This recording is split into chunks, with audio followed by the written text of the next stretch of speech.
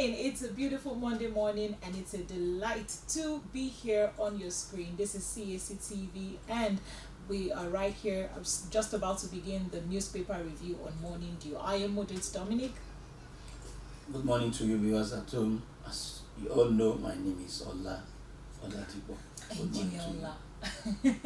All right, quickly would go on a quick break, and when we come back we'll take a look at the stories making headlines around the globe, and then we would also have our quote for the day, so please stay tuned. We'll be right back.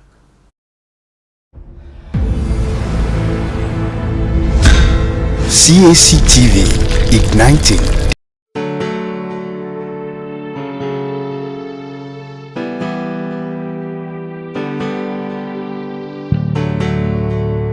If I'm going to read the Madam, read, don't worry.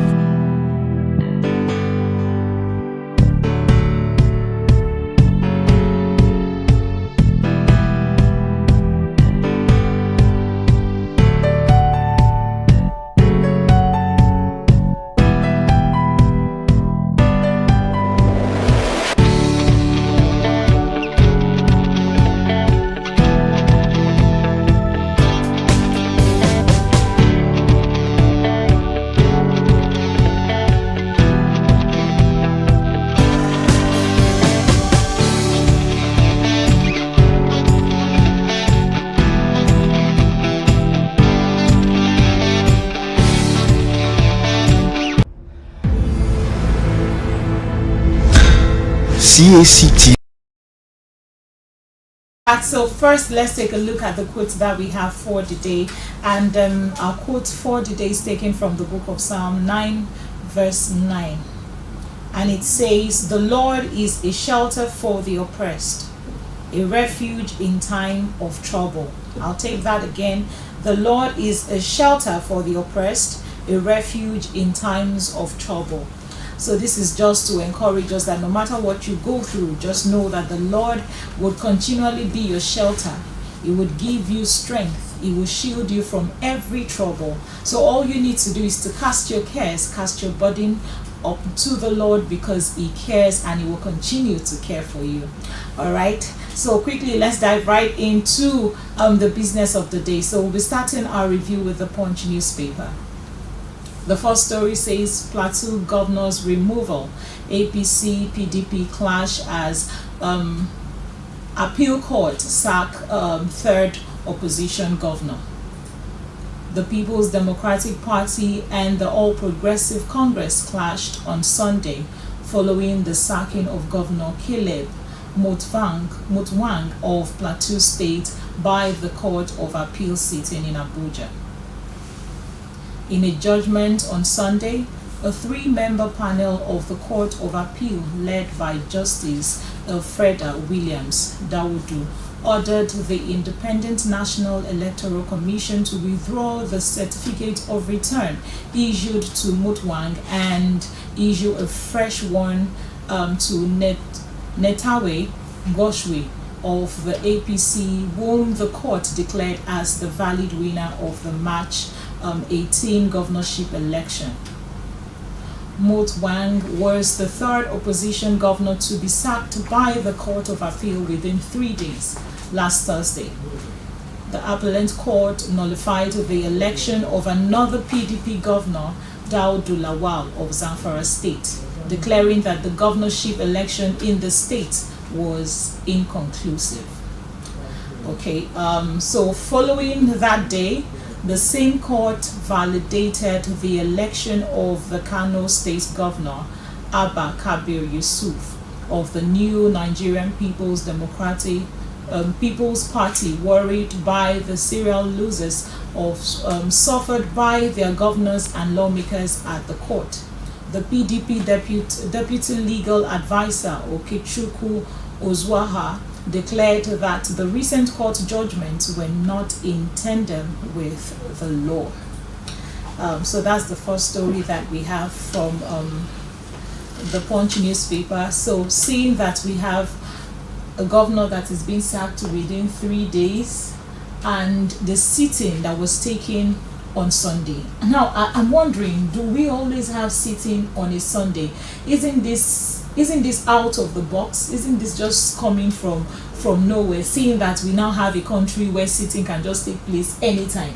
This is still the same sitting, that the same, you know, court that we hear that they are short of hands, but right now they have enough hands to make sittings on a Sunday. So Engineer Ola, I know that you have so much to say about this. What's your take?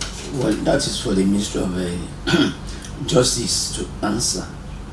That if the court has to sit on Sunday, normally we all know that Sunday is supposed to be holiday in Nigeria. Saturdays and Sundays people don't go to work. But when the court is sitting on Sunday, it has to do with the Ministry of Justice. They have to provide answer to that. So I do not have much to say on that. Though I'm surprised, you know, we are seeing new things that we cannot comprehend. So the best thing is to sit down and look. But talking about the judgment, you see, there's so many things to say about that. The PDP is now saying that the judgment was not in tandem with the law, because the court is removing PDP governors. So what do you expect PDP to say? The PDP will say, oh, would you not accept the judgment? We'll have to go for that to the Supreme Court, if there's a position for that. And also, APC will have another thing to say, that, oh, the judgment is okay. But when you look at it, nowadays in Nigerian, that is, let me say, the tribunals, that is talking about election petition, there are two things they talk about mainly: technical things. And most of the judges, they follow technical things when they're pronouncing their judgment. In the case of these three politicians, these three governors that were removed, they based the argument on technicalities. One of the arguments was that at the permanent level, there is a court sitting in Jos that stipulates that you have to, you know, hold your congress in all the categories of governance.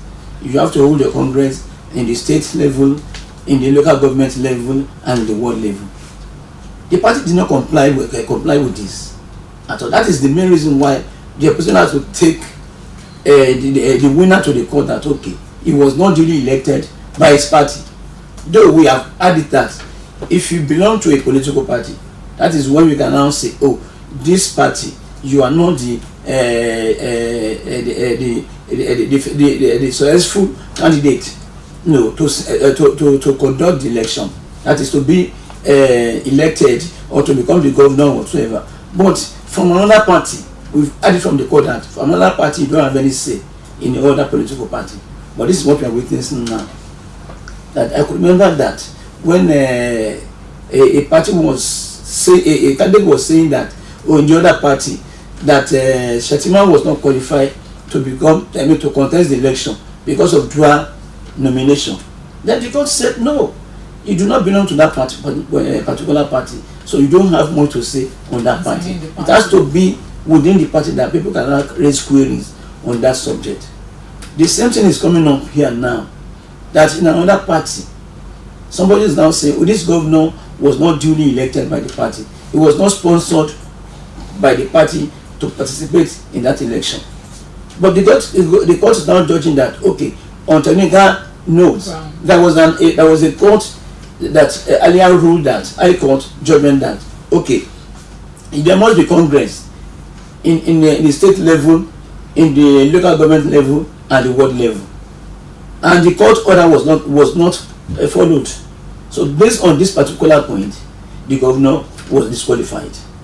That you did not win this election. That they have to withdraw the certificate from his hand and give it to another candidate. So you can see this based on technicalities, and this is one thing the politicians have to take care of. If you want to contest any election, make sure that you take care of your technicalities, so that this will not be judged against you. Because if you don't take care of your technicalities, that okay, am I duly qualified to contest this election? Take that into consideration. And all the questionnaires that were brought about, that were raised by INEC, you have to follow it. Otherwise, such thing like this will occur. We are just learning more about Nigerian politics. But to the opposition party, they are saying, oh, APC wants to force themselves or not. While APC is saying no, we are not doing that.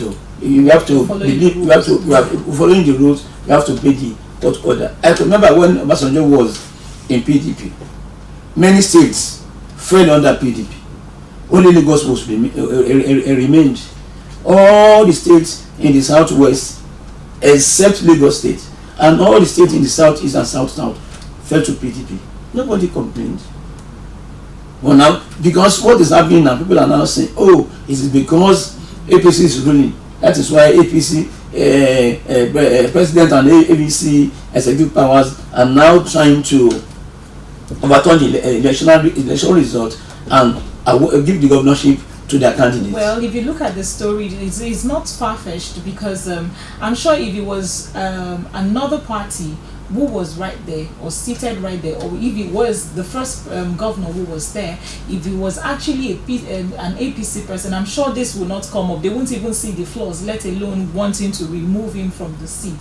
So in cases like this, how do we go about this as a nation? Is it actually a right thing to do at this time, considering what we are facing currently as Nigerians? Okay. Let me take attention to USA, when Donald Trump was the American president, and then there was an election, and Trump did not win. He appealed the result and went to court.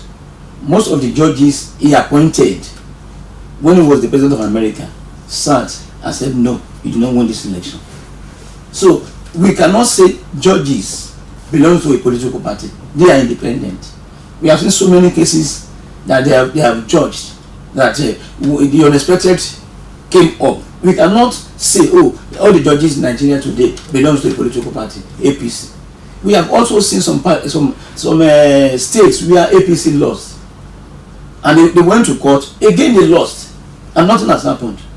But in this country today, if you lose an election, you will attribute your failure to your opponent.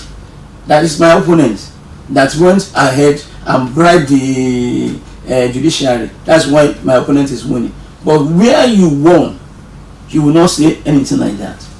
So I cannot see authoritatively that this our court what is happening now are taking side. I cannot say that because I don't have record of that. But what I can say is that in some states APC is losing, in some states APC is winning. Same thing with the PDP.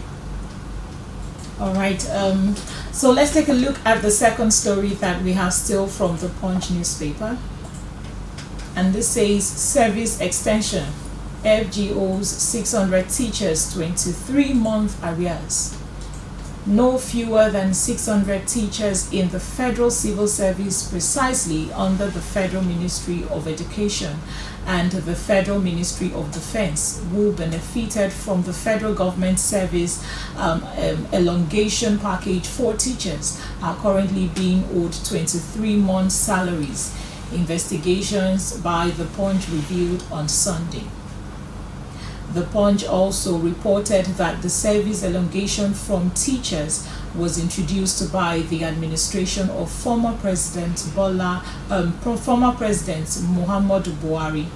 The beneficiary teachers are in some of the nation's unity schools owned by the military and paramilitary. On January 20, 2021, the Federal Executive Council approved a bill that sought to increase the retirement age and the service years of teachers. The Minister of Education, Adamu, explained that the essence of the bill was to give legal backing to the approval of the new retirement age of 65 from 60 years for teachers, and extend their period of service from 35 to 40 years. So that's the second story that we have, and I'm wondering how true could this be, to have teachers being owed over 23 months and still counting, as the case may be. And this is actually from the past, coming from the past president. So how did we get here? and these are people who are supposed to groom the leaders of tomorrow, as the case may be, as we used to say that teachers are the one grooming leaders for tomorrow. And if the leaders are not being taken care of, or if the teachers who are grooming the leaders for tomorrow are not being taken care of, what then is the faith of the students? Because we can't keep complaining. I think I now see where the labor, where their agitation comes from, because if they are fighting for the masses and they are not getting results, is as a result of this. How can people be owed 23 for 23 months and still counting, and nothing has been done? So in an overview, what do you have to say regards this? Now, I'm very grateful that you mentioned Nigerian Labour Congress. I've been saying it severally, and I've been saying it many times, that this Labour Congress, they are not fighting for the masses as they are supposed to be fighting. An example is this: teachers, they are under labor. And it's not only when there's hike in petroleum price that you fight, that you say, okay, we want to demonstrate. What about teachers? Now, there's no society you can build without education. And when you are talking about education, you need teachers. In those days, they will say teachers' reward are in heaven. It's not so. Again, when you hold teachers, psychologically, he can't perform his duties. Because they're not teaching in heaven, they're actually teaching here. Yes, because they have to follow curriculum. And what do you expect from a teacher who is starving, who is hungry? So I think the government should have to do something about this. It also brings me to my younger brother is currently at home because they were on strike.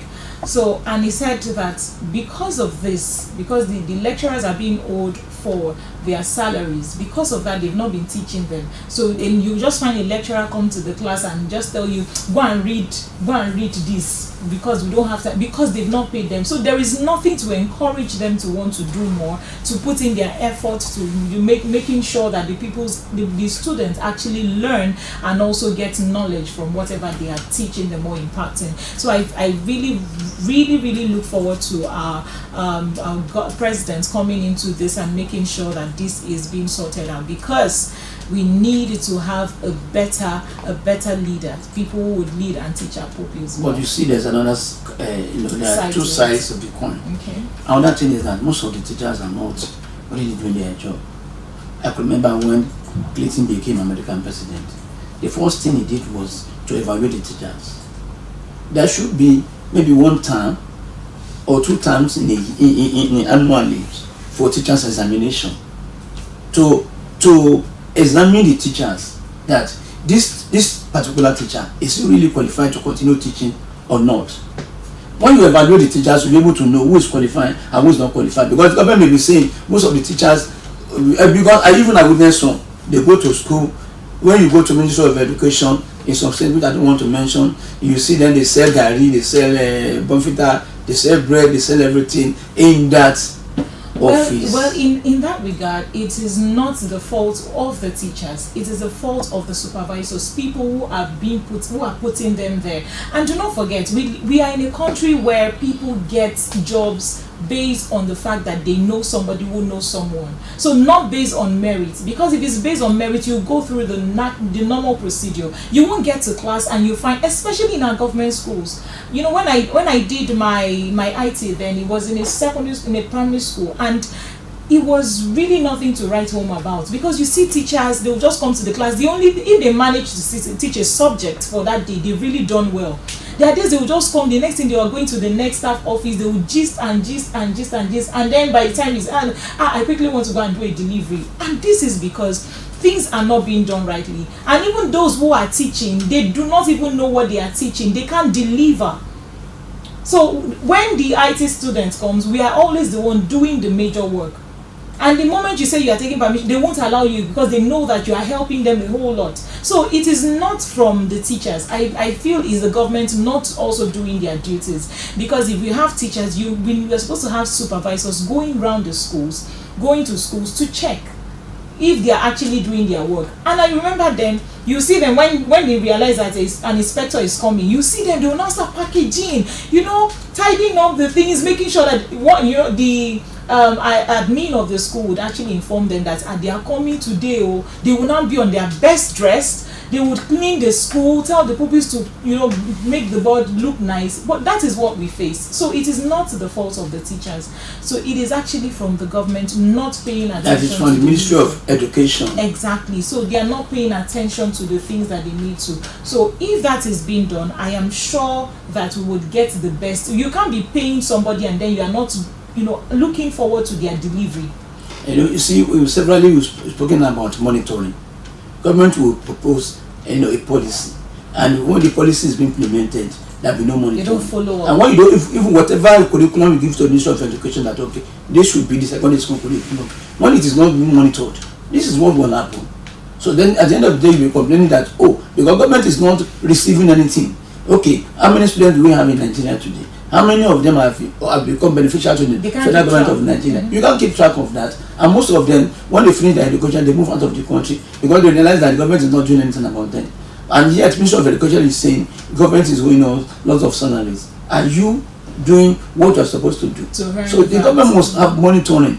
Monitoring are there, but they are not doing their job. They should be able to monitor educational policy in the country and see if it is effective or not. All right, so lastly, we'll take a look at the last story that we have from the Punch newspaper. And this says, Adeleke backtracks on acting CJ APC North's governor. The drama around the suspension of Osun State Chief Judge Justice Adepele Ojo continued on Sunday with Governor Adedamola Adeleke denying appointing an acting CJ to replace Justice Ojo. Ojo was last Thursday asked to step aside by the State House of Assembly to allow for an investigation into some petitions written against her. On the same day, spokesperson of the governor, Olawale Rasheed, in a statement sent to journalists in Osogbo, said Adeleke had approved the appointment of Justice Olayinka Afolabi as acting CJ in the place of the Ojo. Rasheed said Governor Adedamola Adeleke was appointed Justice Olayinka David Afolabi as the acting Chief Judge of Osun State with immediate effect, following the approval of the resolution of the House of Assembly. In another statement, Rasheed said the Deputy Governor, Kola Adewusi, would perform the swearing-in ceremony of Afolabi, who is next on the order of seniority, the following day being Friday. But the swearing-in did not hold, with the government saying it wasn't following the necessary procedures.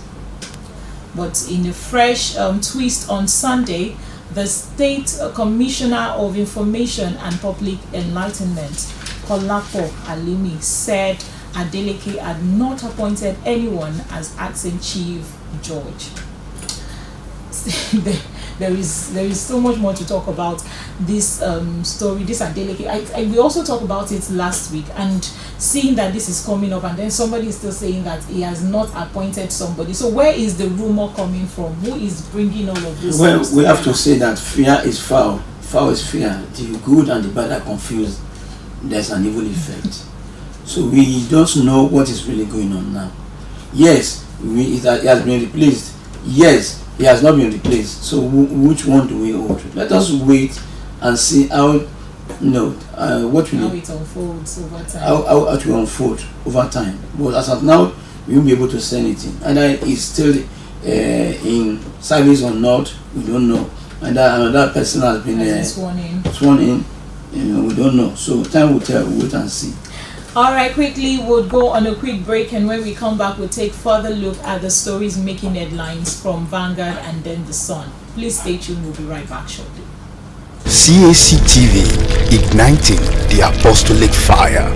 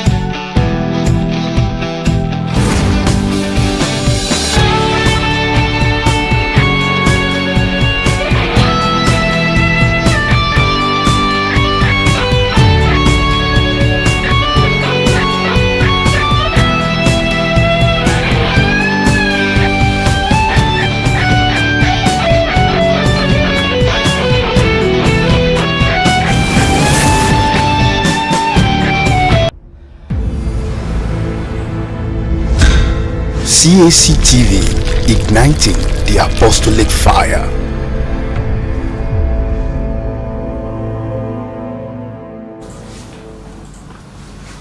Welcome back. This is still Cactv, and we are right here taking the newspaper review on Morning Dew. Okay, so now we're about to take a look at the stories making headlines from Vanguard newspaper. And the first story making headlines from Vanguard says Supreme Court rumble in judiciary over nomination of justice. The nomination of 22 justices for Supreme Court appointment is raising the dust in the judiciary. This is because some senior serving and retired justices are at daggers drawn over the list released by the Federal Judicial Service Commission (FJSC) last Thursday. A senior justice told Vanguard that President Bola Tinubu may be heading towards direct confrontation with a wider sector of senior members of the Nigerian bench, saying that never in the history of Nigeria has appointment of Supreme Court justice been this politicized.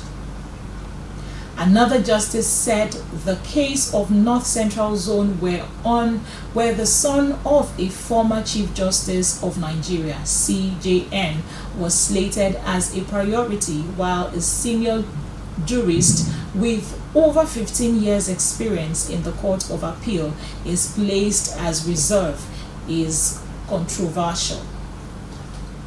The justice added that the statement of the ongoing process is that the South-South slot where the person adjourned as the very best is curiously penciled as reserved.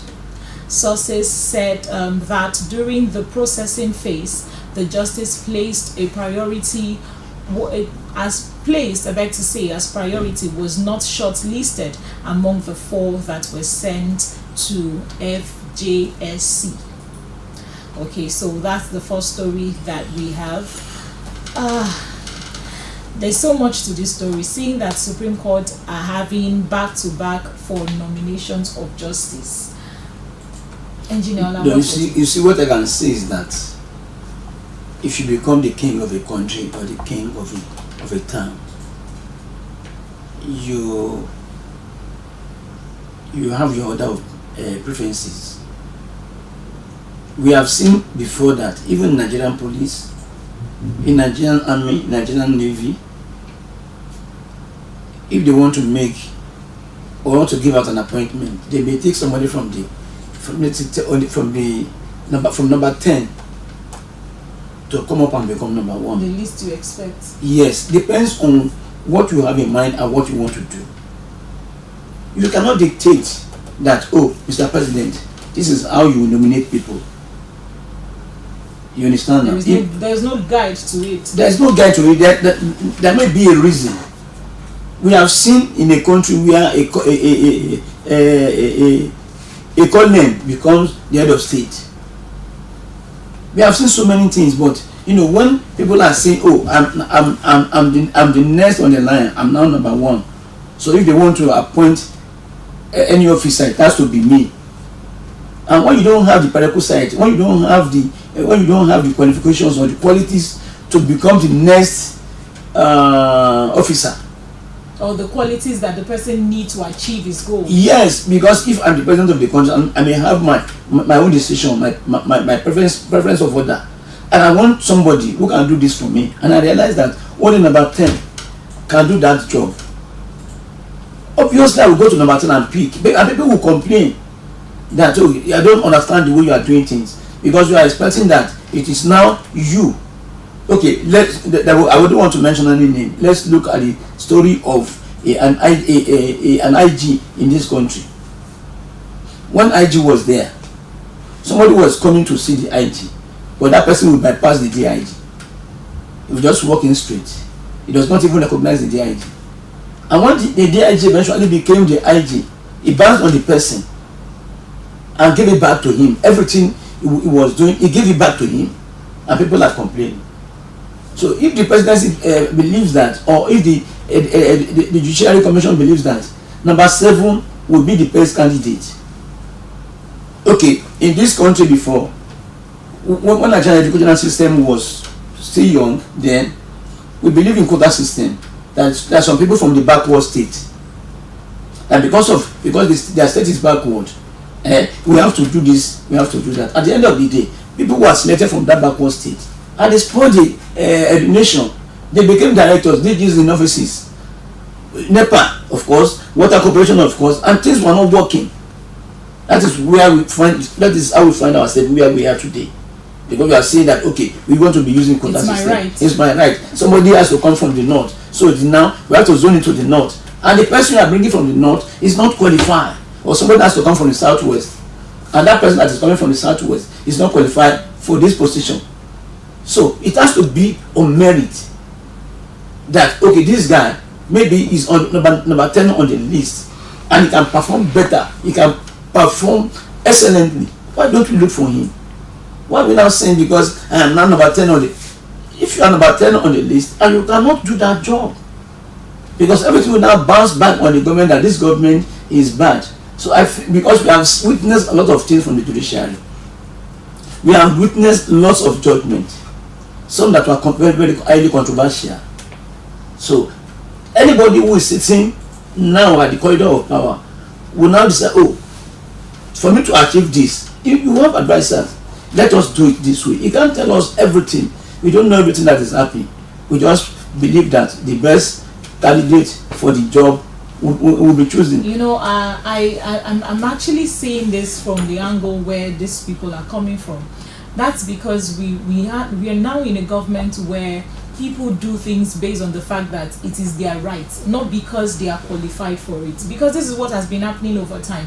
You even see people in power who are supposed to have retired, who are supposed to have left the seat, but because they want this position, I really need to get to this position, so they are still in service. Meanwhile, it would have been time for them to leave so that the younger ones can take charge. So it still boils down to the government that we have. So a lot of things need to be changed from the sector so that people don't have this mindset of entitlement, because that's what it is. They now have a mindset of being entitled. Oh, I'm entitled to this, not because it is the right thing to do, or not because it is the right thing to do at the time, but because it is a sense of entitlement. So I think the whole thing still boils down to our government looking into things like this, so that these things does not continue to repeat itself, so that people do not keep working to have a sense of entitlement. But you see, when people are involved in politics, if you are an office holder, you are the public office holder, you are not supposed to be in politics. You understand? Because if you do that, that will be partisan politics. You have to take side, and put yourself in a position whereby you are the head of a department and you have to appoint somebody to be your deputy. You know, when you look around and you see that everybody is neutral, nobody is taking side of anybody, you can appoint anybody. You can close your eyes and appoint. But when you look around you and see that people are divided over political parties, there are some people belongs to party A, they will not be obedient to you. They will not be on your side. What will you do? This thing, everything is wrong. Because before you now select anybody, you will not select your enemy. Of course, you have to select somebody who will be loyal to you. Exactly. But when you examine everybody, you realize that this one belongs to this caucus, and this caucus. It will now become difficult for you. And if you want to excel in what you are doing, you have to pick somebody who belongs to your caucus. So now we are now saying we are bringing out the argument openly when we know we are all guilty. You are taking an office tomorrow, and you know that I'm your enemy, that I don't always support you. Will you appoint me? You will not appoint me. So it is because the whole system is wrong, and there's nothing anybody can do. I can't say anything about that because I do not belong there. I don't know what is really happening in the inner caucus. I do not know. There must be a reason why, okay, this man who is the next in line is not being given the position. I don't know the reason. But the person who is selecting knows what he is doing. That if I don't select people who are in my camp, I may be doing a wrong thing. That is what I say to that. Until when we now stop this, that everybody, even in the police, in the military, everywhere, everybody is a politician. When we stop that, then people can do their job without relying on anybody because without believing in godfatherism. Exactly, because what I see here is just people having these older ones having a sense of entitlement. I am entitled to this. I am entitled to take this. It is my time. It is my turn. Oh, may God help us. Okay, diving right on. Let's take a look at the next story. This says inflation, declining demands triggers 20% fall in food, beverage and beverage production. Manufacturers of food and beverages have reduced production by 20% following declining demand from consumers as a result of persistent rise in prices, inflated in further rise in food inflation rate to 31.52% in October. The fall in demand has also made it difficult for those manufacturers to sell finished goods in their stock of unsold finished goods rose by 34.03% year on year, also to 78.82 billion in the 9 months ending September 30, 2023. You can also recall that the inflation rate in Nigeria has been on a constant increase, rising by 5.95 percent points to 26.72% in September 2023 from 20.77% a year ago, triggered by various factors including high energy demand, high energy cost, insecurity, especially in the farming community in Nigeria, Russia-Ukraine war, amongst others. Besides, the pump price of petrol, otherwise known as premium motor spirit (PMS), has risen by 127.8% this year alone, from 257.12% per liter in January. The average this was in January 2023 to an average of 560 naira per liter in September. All this combining the pressure consumers' wallets and undermine their purchasing power. Okay, so this inflation thing has really affected a whole lot of sector as far as production is concerned and as far as sellers and consumers are concerned. So seeing that this is coming up or making an headline is not a news at all, because we are all in this together. So what exactly is the way forward to this, Engineer Ola? Well, the way forward to it is for government to work on inflation. How the government will be able to reduce inflation that is rising constantly in the country. That, I think, that is the main solution to the problem. And then what are the causes of this inflation? There are two main factors. One of the most important factors is the exchange rate. And when you want to talk about exchange rate, you have to go back again to the government. When you continue borrowing money, it will get to a stage you become insolvent. That is, you won't be able to stand on your 2 feet again. You won't be able to formulate your own policy because your lenders will give you certain conditions which you have to obey. When you go out to borrow money, they will tell you, IMF will tell you, you have to devalue your currency, your naira. When you devalue your naira, that means goods that are coming to the country becomes more expensive. And also manufacturers in the country, they rely on so many factors. Number one, talking about energy cost. Because you have devalued your naira, the cost of energy in the country will rise. And when the cost of energy rises up, cost of production will rise. And because of this inflation, there is no money. The purchasing power of Nigerians becomes so meager, little. So when you produce goods and you are unable to sell because there is nobody coming to buy from you because they don't have money, what happens? So this is what is happening now. More will come if nothing is done by the government to stop or to solve this problem. Another thing again that is causing the problem is when the exchange rate is not on the lower side, is rising. The same thing again, we are talking about crude oil. We produce oil in the country and we're supposed to be making money from the crude oil, but you realize that most of the fuel that is in Nigeria today are imported. Refined are imported.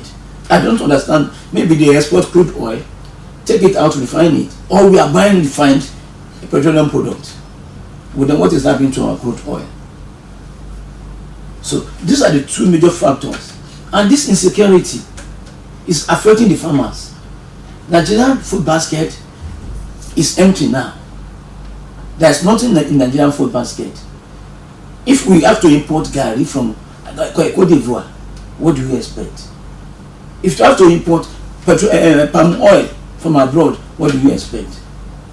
So there are lots of things that is going on now that without putting an end to all those things, there's nothing we can do on this inflation. Look at wheat that's coming from Russia and Ukraine. Because of this war between Russia and Ukraine, it's affecting Nigerian economy now. You can understand the price of bread in the market now. So with all these factors, except government put up a drastic measure, this inflation cannot come down, and it will affect manufacturers. As what we are reading now is really affecting the manufacturers. So that's my take on that. All right, thank you so much, Engineer Ola. So let's quickly take a look at the story from the Sun newspaper. Let's take a look at the stories making headlines from the Sun newspaper. And the first story that we have from the Sun newspaper says Sarah budget 34 Nigerians sue Tinubu for appointing APC loyalists as top INEC officials. Socio-Economic Rights and Accountability Project, SARA, budget and 34 concerned Nigerians have filed a lawsuit against President Bola Tinubu over the appointment of at least 4 members of the All Progressive Congress APC and allies of high-ranking politicians as new resident electoral commissioners, RECs, for the Independent National Electoral Commission, being INEC. The Senate has confirmed the appointment of 7 out of 10 newly appointed RECs for the INEC.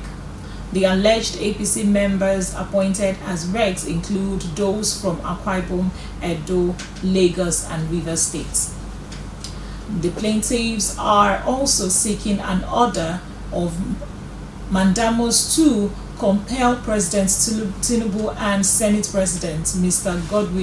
Godswill Okpabio to remove the alleged APC members as RECs for the INEC in line with Section 157 of the Nigerian Constitution in 1999. We also have that the plaintiffs are equally seeking an order of mandamus to direct and compel President Tinubu to appoint qualified Nigerians who are persons of unquestionable integrity and non-members of a political party or loyalists to the positions of REC for the INEC, in line with paragraph 14, third schedule, and section 156 of the Nigerian Constitution. So seeing that that's the first story and Nigerians are coming up to say what is going on, it's like APC is now taking over everything, bringing us to the past, all the story that we speak about having to have APC take over governorship in some states, and then here we are also seeing that APC is also taking, having one of their top officials in the position of INEC. So what exactly is going on? Is this based on merit, or is based on the fact that it is what is right? Because now the masses are coming out to say, we do not want it to be APC or be PDP. Just bring somebody, a loyalist, a man of integrity from out of Nigerians, a mere man who has no name, who can give us what we want. Engineer Ola, so are you actually saying that this is actually a good way to go, or we should just allow the president to do his thing? Well, as a body has gone to court to address the issue, let's wait for the pronouncement of the court. Once the matter is in court, we do not have the right to say much on that matter. So on my own side, I will wait for the verdict of the court, what court will judge on the matter. Since the matter is in court, by law, we do not have any right to comment on that until the court gives final judgment. That's my take on that. Okay, so I think we would actually go on a quick break, and when we come back, we'll take the last story before we call it a day. So please stay tuned with me. We'll be right back after this.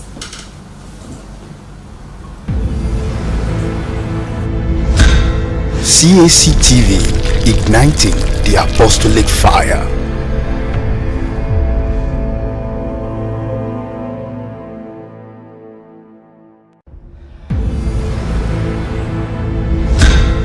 Cactv, igniting.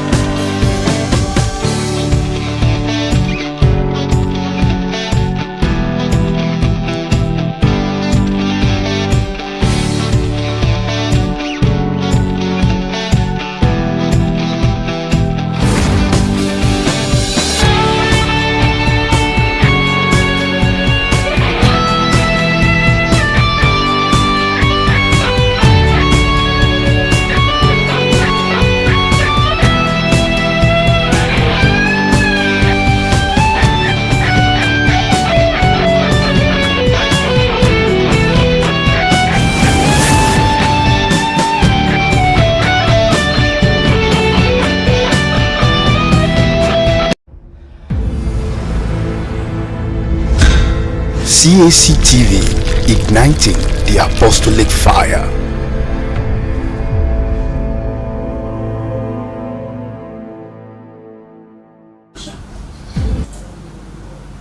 Yes, welcome back. So we will be calling it a wrap, but before we do that, let's take the last story from the Sun newspaper, and this says inaugurates 58 new SANs November 27th. Chief Justice of Nigeria CJN Olukayode Ariwola will on November 11 swear in 58 new senior advocates of Nigeria SAN as part of the programs lined up for the 2023/2024 legal year of the court.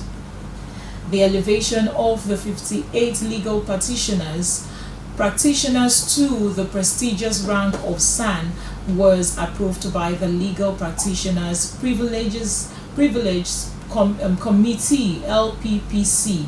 The LPPC, under the chairmanship of the Ariwola, took the decision at its 159th plenary on October 12, 2023 in Abuja. Chief Registrar of the Supreme Court and LPP Secretary Ajosaki Bello said the new SANs were appointed as a mark of excellence for distinguished advocacy and academic contributions to legal practice. Besides the inauguration of the new silk, the CJN will deliver an address that would highlight the performance of the Supreme Court in a particular and the Nigerian judiciary in general in 2023/2020. Okay, so that is where we'll call it a wrap on today's section. But before we sign out, Engineer, what do you have to say to this? For me, it's actually a good thing that we have this inauguration, being planned ahead of time. That will be coming up in 2022/2023 legal year. What's your view? It's a good thing that for somebody who is working hard, to be given the next step of ladder to take is a very good thing. This to encourage other lawyers who are behind, who are not yet son, and they keep on working harder and they get there one day. It's a very good thing. I congratulate those who have been given the position of the son. Now many success that will come their way in life. Amen. All right, this is where we'll call it a day on today's segment of newspaper review on Morning Dew. Thank you so much for being a great part of this section today. This is where we'll say thank you so much. This is still your favorite TV station, Cactv. Feel free to drop your comments, contributions, and questions. We'll be so glad and delighted to hear and also to read from you. I remain yours truly, Modut Dominic. And my name is Olatipo. And together we say, be Nigeria, Bye Nigeria. Have a nice day. Bye. Cactv, igniting the apostolic fire.